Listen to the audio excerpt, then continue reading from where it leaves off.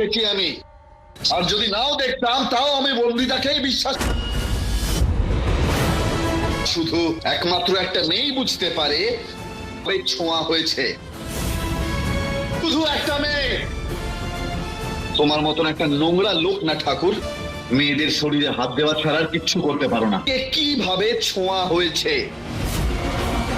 আজ আজ যে হাত দিয়ে তুই বন্দিতাকে ছুঁয়েছিস না, যদি ভবিষ্যতে এইভাবে আর কোনো বাচ্চাকে তুমি ছুঁয়ে পাবি না। কি করবি যদি তোর আর হাতটাই না বেঁচে থাকে?